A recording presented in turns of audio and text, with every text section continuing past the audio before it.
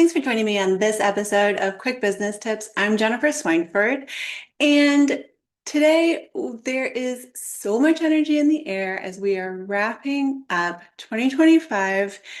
And if you're anything like me and hundreds of business owners that I've talked to over the years, you are feeling a very unique type of pressure.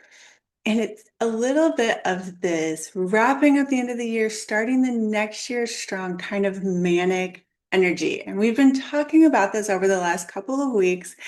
And maybe you have been looking at your list of goals for next year, listening to podcasts or reading books telling you that you need to 10x your revenue. Maybe you're watching other reels or signing up for workshops talking about their brand new strategy for Q1. And your natural instinct is one that we've all had as business owners. And that is that feeling that you need to do more. Maybe you think you need to start your own podcast. You need to launch a new program. You need to add TikTok to your list of platforms that you're marketing on. Or maybe you feel like you need to hire some more people on your team. Because we all have this belief we picked up somewhere along the way that to do more means that we're going to grow. We think that if we want more revenue, we need to have more offers. If we want more leads, we need to be present on more channels. And if we want more success, we need to hustle more. But today, we're going to do something a little different. We're going to stop adding because the truth is, for most of you, if you're listening to this podcast, you don't need to do more. For most of you, you are drowning in more. You're drowning in tasks, you're drowning in open tabs, you're drowning in the complexity of your business. And the truth is that if you want to build a castle, you can't do it on a foundation that's crumbling.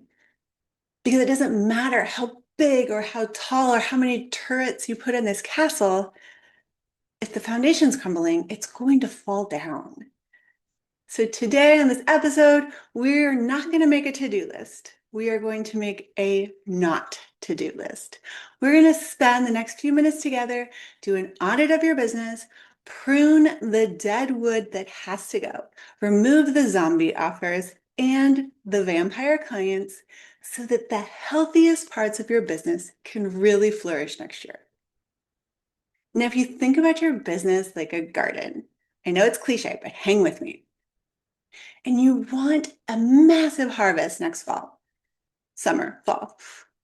You want the big prize-winning tomatoes, or you want the beautiful roses.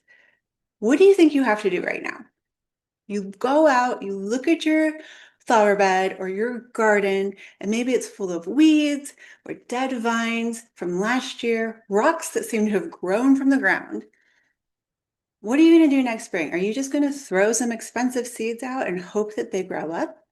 No, because the weeds that are there and the old dead vines, they're going to choke it out. They're going to block the sunshine. And the soil is just going to be completely depleted from all of the stuff that it was doing last year. The new stuff won't thrive because the old stuff's still hanging around. Before you can plant your garden, you have to clear it out. You have to pull the weeds, trim back the dead branches, maybe till the soil, add some new nutrients, and that is going to give you the garden that equals the same business that you want to flourish. So if you have offers that aren't converting, marketing channels that are draining the very soul of your business, or clients that are underpaying you and really they're just a pain, those are the weeds in your business. They're the dead vines. And if you go into 2026 and you just try to plant more new and do more, whether it's a marketing strategy or offers or bringing in new leads, those weeds that are in your garden right now, they're just going to eat up all of those potential new profits. So today what we're going to do is we're going to talk about how we can clear that flower bed, clear the garden, and start creating some space that can allow growth in your business. A few years ago, several, I realized that my own business garden was completely overgrown. I had fallen into the more is better trap. I was a little insecure, and I thought that to be taken seriously as a marketing agency and a consultant, I needed to be everything to everyone. I needed to have a solution to every problem. So I built a business model that was a lot like the menu at the Cheesecake Factory. You know how it is when you walk into the Cheesecake Factory, you sit down, you're hungry, they hand you your menu, but it's not really a menu. It's a spiral bound novel. There's 400 items on the Cheesecake Factory menu. It goes from tacos to pasta, shepherd's pie, and even pad thai. You stare at it, you turn the pages, and if you're like most people, you get overwhelmed. Your brain shuts down from decision fatigue, and usually you just order the same thing you did last time, or you walk out feeling completely stressed. That's what my business looked like. I had the low ticket courses, the high ticket consulting, the done for you services, the retainer model, the VIP day, the upsell, the downsell. I thought I was being helpful. I thought, look at all these solutions I have for all of these problems, all these different ways I can serve a client, no matter what their budget or need is. But here's what was happening in my sales calls. I'd get on a Zoom call with a prospect, and they would tell me their problem. And instead of giving them a clear solution, I would start reading from my menu of options. Option A is this, but if you want more support, we can go with option B. Or if you just want the strategy, we can go with option C. If you'd like me to train your team, it's option D. I could see their eyes start to glaze over. I could see the confusion start. And even though I knew what was happening, I just couldn't stop myself. I knew that the golden rule of sales is that when you're confused, you always say no. Then they wouldn't say it to my face. They'd say, let me think about it. Let me process it. Let me take a look at your proposal. And then they would ghost me. I was losing sales because I was giving them too many options. So I did something that felt terrifying at the time, and I started pruning back my business. I looked at what was bringing in a profit. I looked at what was bringing me joy, and I cut more than half of my offers. I killed all the low ticket offers that were costing me way too much in time, effort, and energy. I killed the complex retainers that was making me and my team miserable. And I stripped everything down to 4 core offers that were valuable, well received, and profitable. And these were the offers that brought me the most joy and fulfillment. So over the next 90 days, my sales calls were significantly shorter. My confidence was through the roof because I wasn't fumbling with all of the different options, and my closing rate went up. By removing all the clutter from my business, I was able to multiply my profits. So, what are some ways that you can do this for your business? How can you figure out what you should cut and what you shouldn't? Because so many people come to me saying, I have one offer that brings in $500 a month and I just can't lose that. I want to teach you today a tool that I use with my private clients. Imagine that we have a graph. The vertical axis is profitability from high to low, and the horizontal axis is joy and ease, or like low lift. How easy is it for you and your team to do it? That allows you to create 4 quadrants. Quadrant 1, high profit, high joy. This is the sweet spot. For me, this is my strategy and consulting. This is my coaching. It makes me money. I love doing it. This box is scale this. This is what you want to lean into as much as possible for 2026. Now, quadrant 2 is low profit, but still high joy. These are oftentimes your passion projects. Maybe it's a podcast, a beta group that you want to try with coaching or membership, or some pro bono work for not-for-profits, or some other thing that brings you a whole lot of passion. You're not going to make a lot of money from this box, but it really fills you up. So if you keep this as a hobby, or you keep this as kind of a marketing engine, depending on what goes in this box, you can know how to manage your time here, and you know that what's happening in this box is not going to pay your bills. Now, quadrant 3, we have high profit, low joy. This is the golden prison. This is the client that pays you $10,000 a month, but calls you at 9 p.m. on a Saturday and treats your team like just terrible people. Now, while the service makes a lot of money, it requires so much energy and so much effort from you and your team that you can't possibly scale it. So you can automate what goes in this box, you can delegate what goes in this box, or you can raise the price of what goes in this box. Because if you hate it, you need to charge that misery tax on whatever service falls in this box, or hire someone else to do it who loves it. Now, quadrant 4 is low profit, low joy. This is the box where you want to find a way to shut down anything that's in there. This is the service offering that you just never want to deliver. The margins are super thin. This is what we call zombie offers. These offers that live in this box of low profit, low joy, they are walking around and they are eating your brain. They are eating your joy. Now, these offers may not be living things, but you still need to kill them immediately, if not sooner. These services, these offers, they go on your not to-do list right at the top. And you want to be ruthless here, because if you have anything in this low profit, low joy quadrant, it's dead weight, and it is going to kill your business in 2026. Now, going through these 4 boxes, this is going to help you significantly. But there's another form of subtraction that can really boost your business, and it's one of the hardest ones for a lot of businesses. These are the vampire clients. We all have one or more, currently or in the past. You know it. You can picture them. They pay the least, they demand the most, they email you or text you in all caps. They question your expertise, they question everything that you do. And every time they call you or their name pops up in your inbox, your stomach drops. You're keeping them because you're leaning more into the scarcity mindset than the abundance mindset. You're afraid to lose the revenue that's coming in from these clients, but it's important to realize that this client is really costing you more than they're bringing in.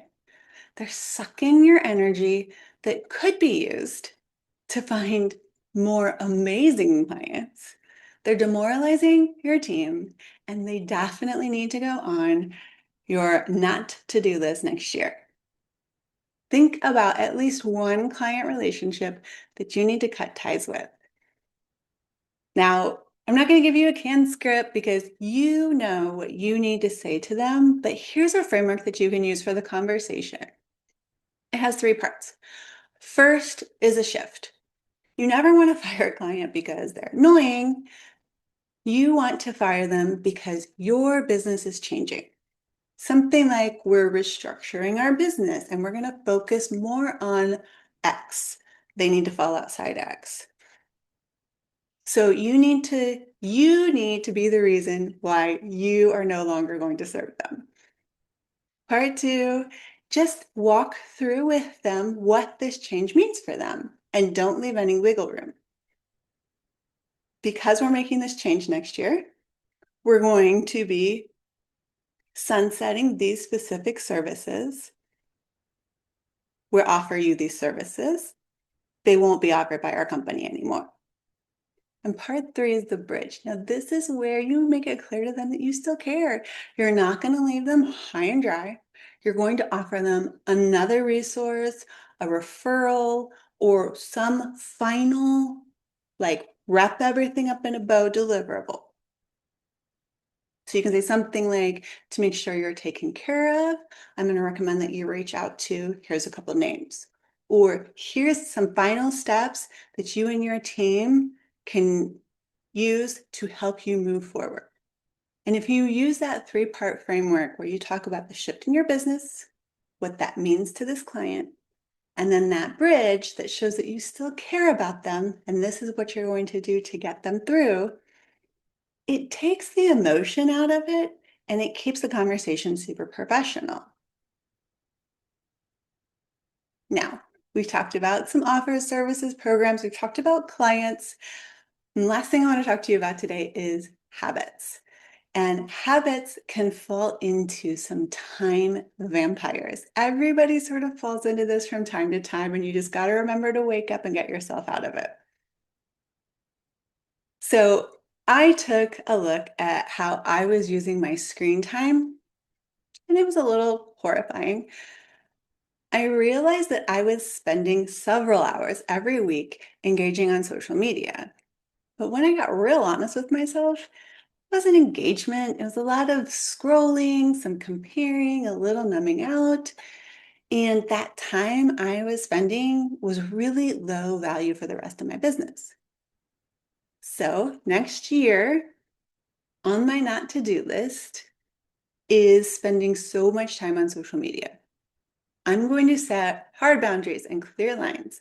I'm still going to post because I have a business to run, and I think that it's important to just turn on the lights when it comes to social media.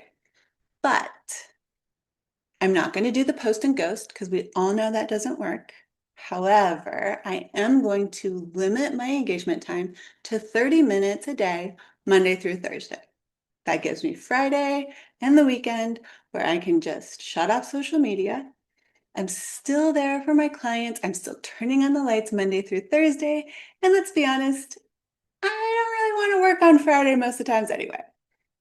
So that gives me 30 minutes to post, reply to comments, check DMs, and do some of my own liking and commenting on the posts in my feed. Then I shut the app down, and every other part of the day is social media free. I'm going to instead reclaim all the hours that I was wasting on social media this last year for more deep work, for piano lessons, to go to the gym, and to just spend time with family and friends. So my challenge to you this week is for you to find your own time vampires. Even if you don't have an app or something else that could tell you how many hours you've been spending on social media, we all know it deep down inside. Maybe it's checking your email before you go to bed, or checking your email before you get out of bed. Maybe it's saying yes to these pick your brain coffee chats that you know are going nowhere. Whatever it is, put that on your not to-do list. There's this concept that's called the vacuum law of prosperity. It says that nature abhors a vacuum, and if you want something new to come into your life, you must create the space for it. You can't fill a cup that's already full up. You have to pour out some of that water first so that you can fill it up with new, fresh water. That's what we're doing with this not to-do list. We're pouring out the old stale water so that there's room for new, fresh, life-giving water to come into your cup. So your homework for this week is to write out a single goal for 2026. Either your resignation letter. I want you to write your resignation letter for things that aren't working, for clients that are no longer working for you, or for time that you are spending on things that aren't working out. So cut one zombie offer, cut one vampire client, and cut one time suck habit that you've fallen into. That will allow you to create your space, and growth will follow. I really appreciate you spending time with me, and I hope that you will take the time to continue to clear your garden so that you can have beautiful fruit next year. Until next week, keep leading with integrity, serving with heart, And don't be afraid to say no so that you can say yes to even more limitless impact. I'm Jennifer Swineford with Limitless Impact Agency.